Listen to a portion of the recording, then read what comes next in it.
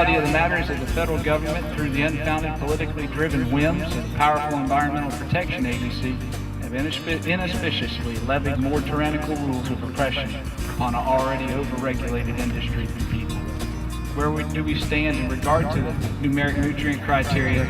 Well, as of late, the state legislature has ratified a document that now goes to EPA for approval, but it's just another battle and an attack on U.S. production, freedom, and independence. This is why a candidate like Kim is vital to our sustainability, a candidate founded with values that cannot be eroded with irrational compromise, a candidate that is truly predictable because she speaks, fights, and votes for the conviction of a heart governed for a love for God, the Bible, the U.S. Constitution, her love of a beloved country, her state, and her family. That is why I've chosen to support Kim in her quest for public office.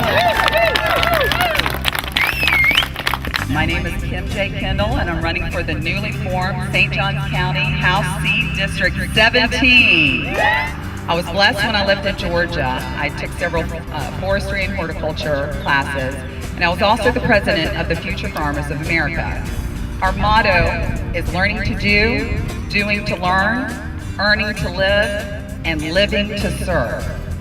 Now, as an adult, I realize, looking back, the farming industry put upon their youth something very, very prophetic, living to serve. They had that put place upon their youth, and it is time now for us to act back and support our agriculture industry. We need to have limited government. The way the Constitution was written, it was written to empower the people, not to grow government. We do that by downsizing government, getting rid of any unnecessary regulations, and returning the decision-making powers back down to the local level.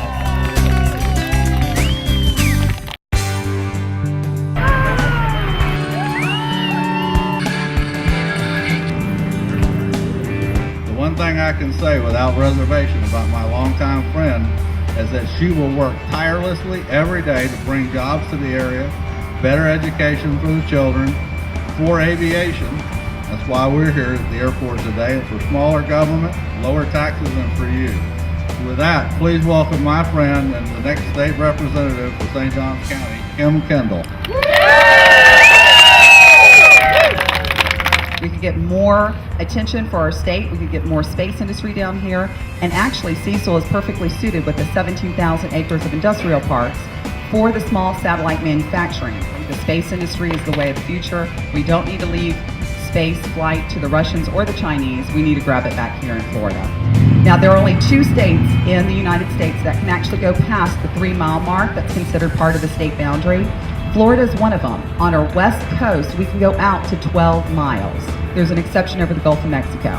So we need to go back and we need to revisit that bill. We need to drill off the west coast of our state, bring the gas prices down, and can you imagine what a great pump that would be into our economy for the state, and not to mention how much it would help us with security.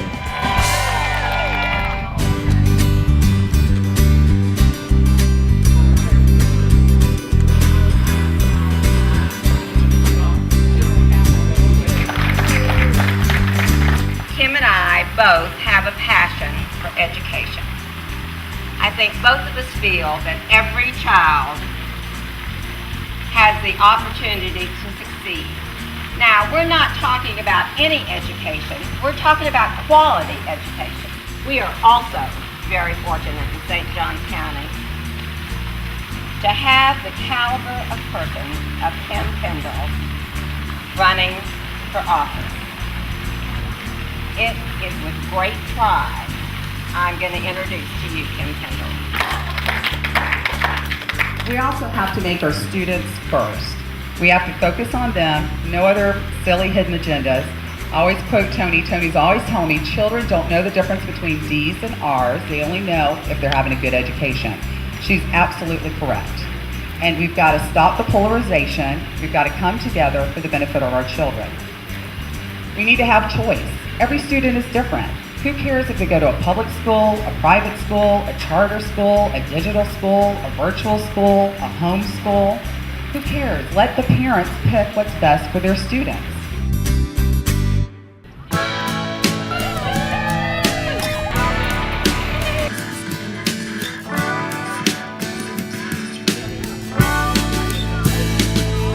While so many of us talk about what needs to be done, Kim gets it done.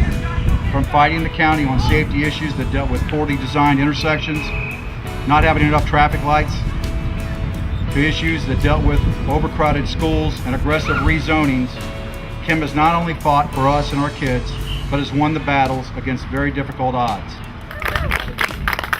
St. Johns County is a big, small town. It's got all the benefits of a big town, but it has the spirit and heart of a small town. I don't think in any other district, I don't know if we would have been able to pull off middle school sports. And we're blessed to have an amazing volunteer base like no other. There is something very, very special, but that's that small town can-do spirit. I just want to leave you with this. Our forefathers back in 1787 until present, and it continues on, established a position that is paid by our taxes. We have a chaplain that opens up every day of session in both the U.S. Congress and the U.S. Senate that is paid for by our taxes. Do you think if there is an issue of separation of church and state, our forefathers back in 1787 would allow our tax-paying dollars to pay for a Christian chaplain to open up the U.S. Congress? I don't think so. You come to America, we were founded upon Christian principles, and it's about time we start letting people know we can be courteous and gracious, but we need to stand up for what we're founded upon, or we're going to fall apart. K-E-N-D